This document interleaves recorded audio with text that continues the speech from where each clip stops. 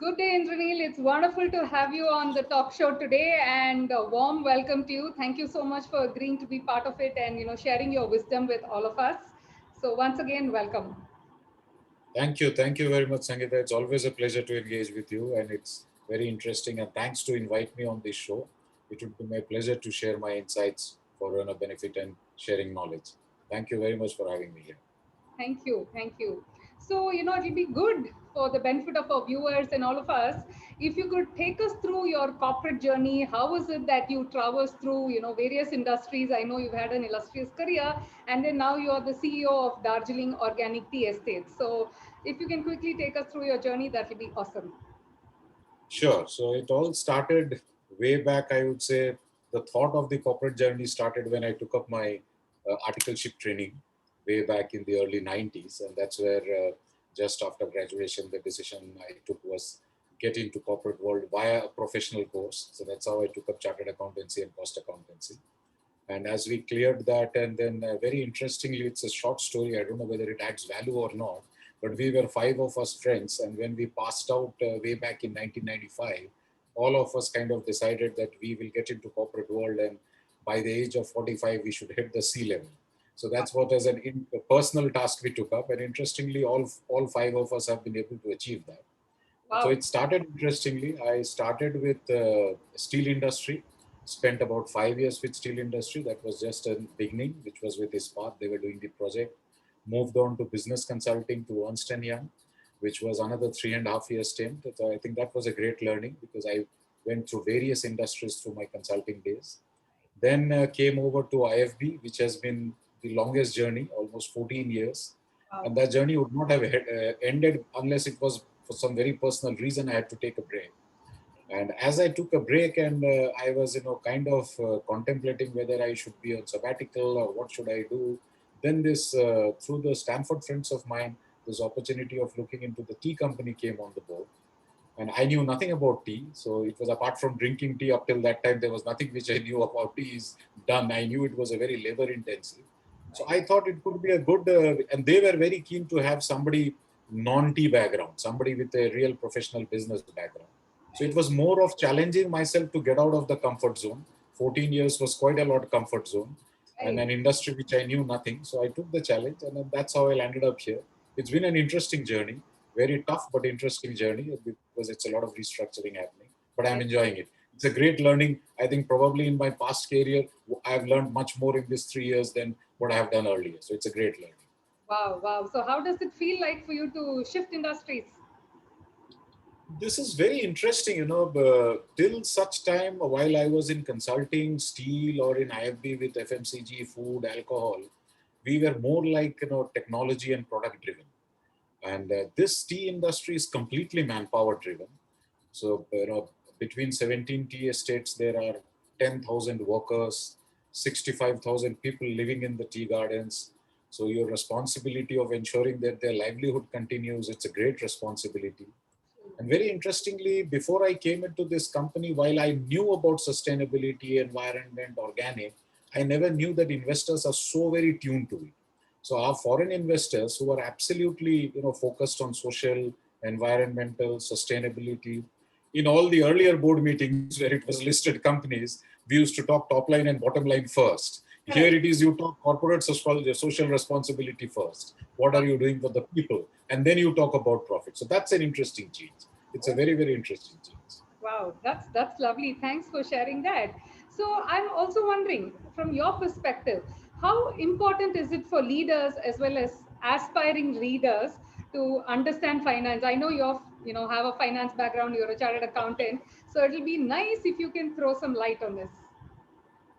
I think not because I'm from a finance background. I think that's not a biased view which I'm sharing, but having cut across functions, because while I'm from finance background, I've handled supply chain, I've handled sales, I've handled marketing, I've handled the various operations, projects. And then when I came to the C level, what I realized was, it's very important to understand finance for driving businesses, but not to understand it more like a hardcore finance guy. So, Okay. it's more like an entrepreneurial finance which you need to bring in. You need to understand finance very well, but you also need to have that entrepreneurial bent to see what you can actually do. And Right. I always give this example to my team that, the best finance managers are the housewives. You give them a 500 rupee or a 5 lakh rupee, they can manage the house within that. I think Absolutely. that's a great learning we must have from them. Right. But yes, I think understanding finance more from a business application context is very important. Not really from a hardcore, doing the numbers and only being by numbers. That entrepreneurial spirit of understanding that numbers and taking that intuition call is also very important. True, But true. finance is the backbone. Without that, it would not make sense to drive a business. Absolutely, absolutely. I totally agree with you on finance being the background. And I also heard you say like an entrepreneurial finance mindset. So it'll be nice if you can slightly elaborate on that.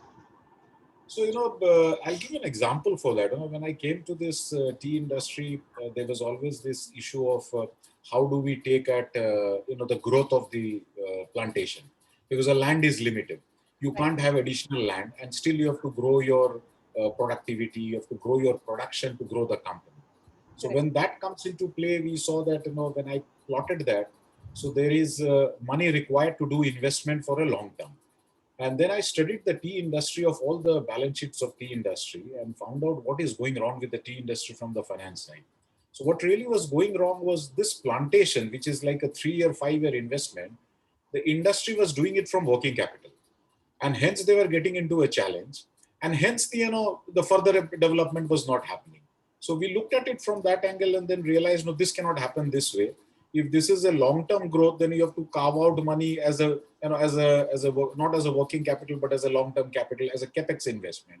So look at that as capex, not look at it as a operating expenses. So these are some of the interesting insights which from a finance background it comes, but that's again interpreting it of how the business can do.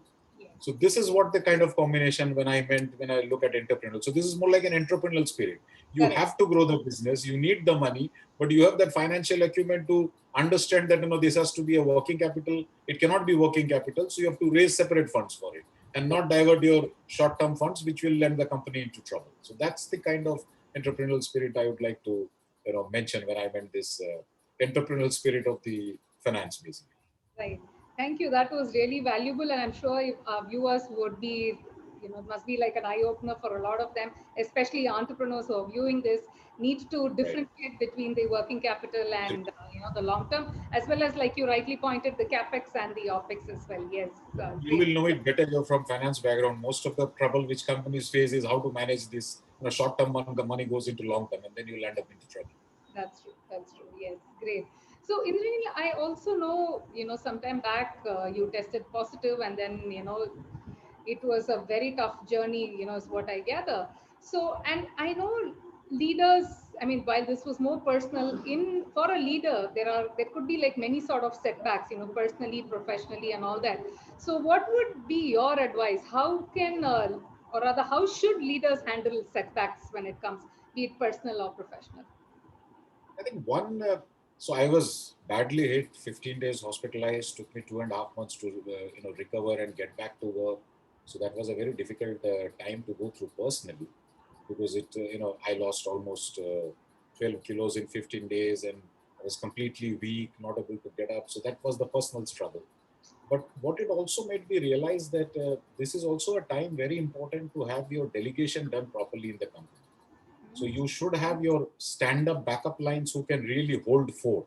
May not be able to step into your shoes, because in this company, I was the first professional who had come on board. There was no structured professional, I would say, Right. and we transitioned in the month of June.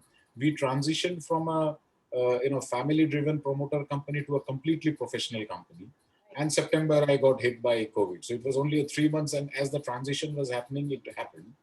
But fortunately, I had people who were in those 3 months also given a lot of authority and delegation to work. So they rose up to the cause. They actually held fort very strongly. I was literally, running calls with them even out of the hospital beds, but they actually held it very well. And what important thing which I learned was, while it was COVID, everything was alarming. It was important to be calm. I think that comes from my experience of professional career, that be calm. Anything can go wrong, but if you're calm, you can handle it. I think that helped me recover from it. But a big learning which I learned, and which now I am actually revamping also much stronger in the organization, that you should have a very strong fallback delegation system so that people can, I call it more like drop dead situation. Somebody should be there to handle it basically. So that's a big, that's always spoken, but I actually felt the need of it when I actually went through this phase. So, in such scenarios, do you think a succession planning would help? Yes, I think the organization needs to work on a succession planning. In my earlier organization, we always had that thought. Here again, I had just started the process and this hit basically, but it is very important to have a succession plan. So it's like more like being ready for a drop dead situation. Anything could happen. The way the VUCA world is now happening, even on personal life, one never knows what is going to happen. So one should be ready. That's right. That's right. Great. So, I mean, I hear you say that you had a very nice team who were able to, hold forth in your absence. So, what drives you as a leader to build high performance teams?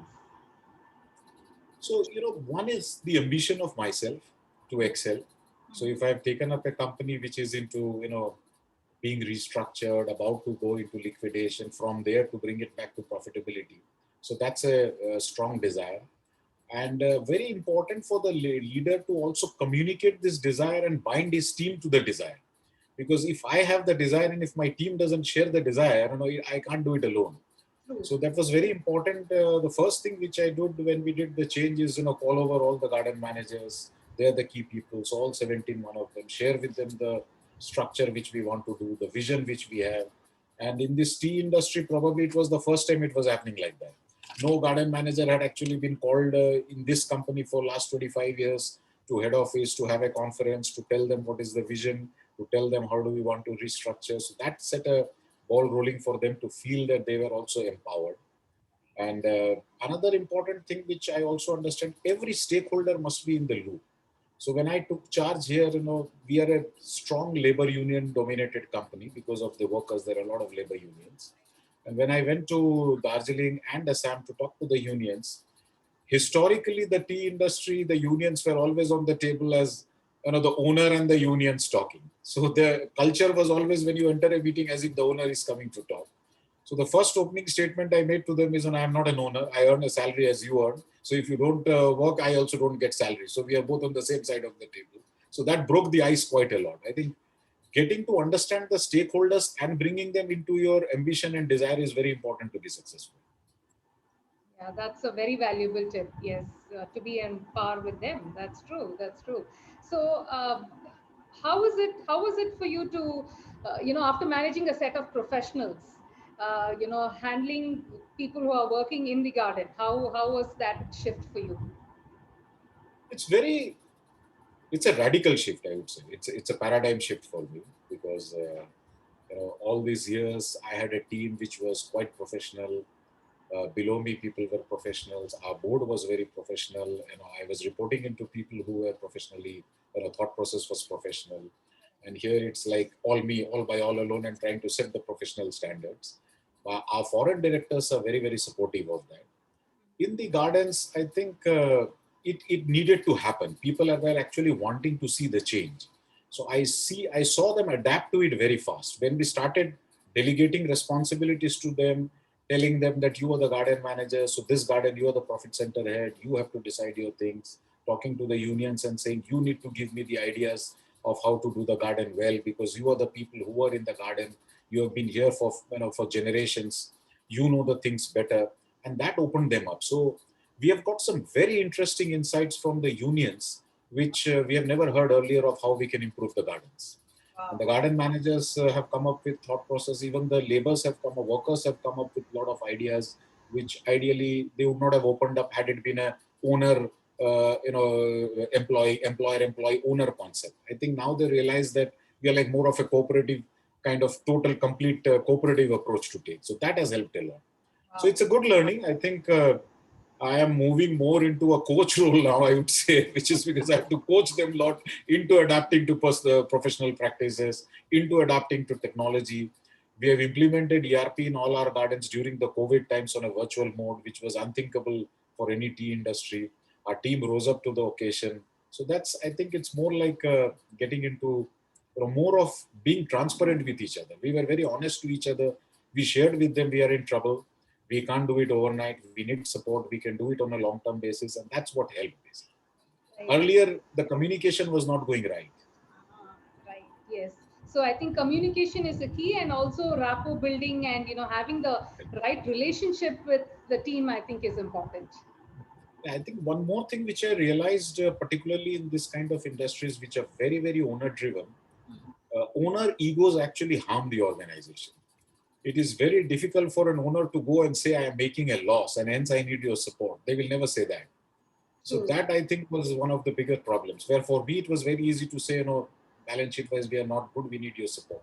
I think that is a big learning which I got from this industry. Wow. That's excellent. That's really nice. Thanks for sharing that. So, since we spoke about high performing teams, in your perspective, what makes an individual a high performer? So first, which I think is, the individual needs to have fire in the belly and desire, something which you have also mentioned in your book, about the desire. So if that individual, so I assess individuals more from their intent to perform, intent to excel, rather than their knowledge of the subject matter, because that you can build up.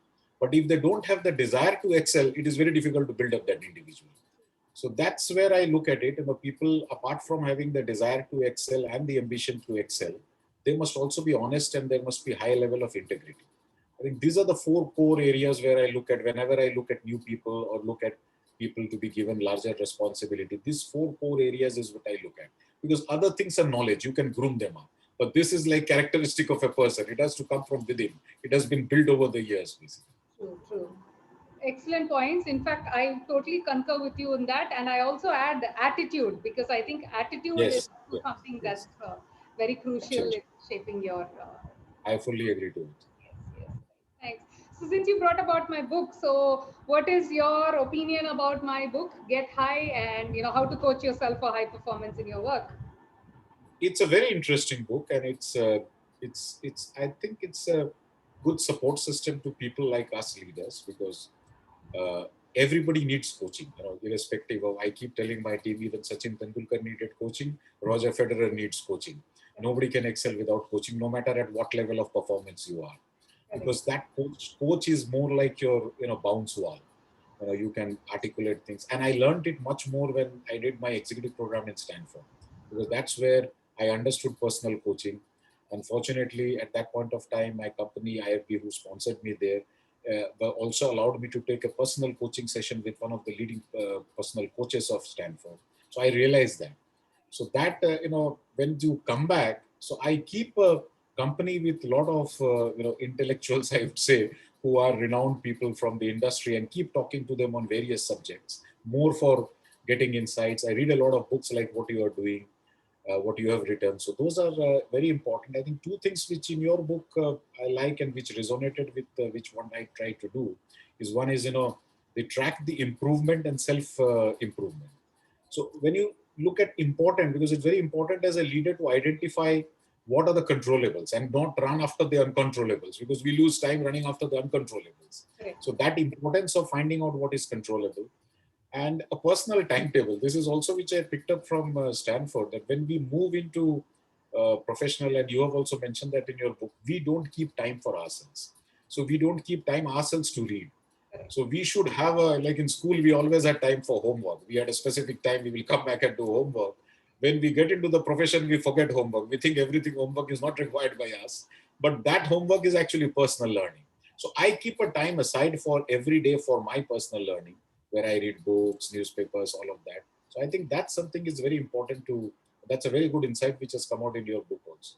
And it's a great enabler for people of like, at the C levels to read and, keep on uh, being on the toes of what needs to be done.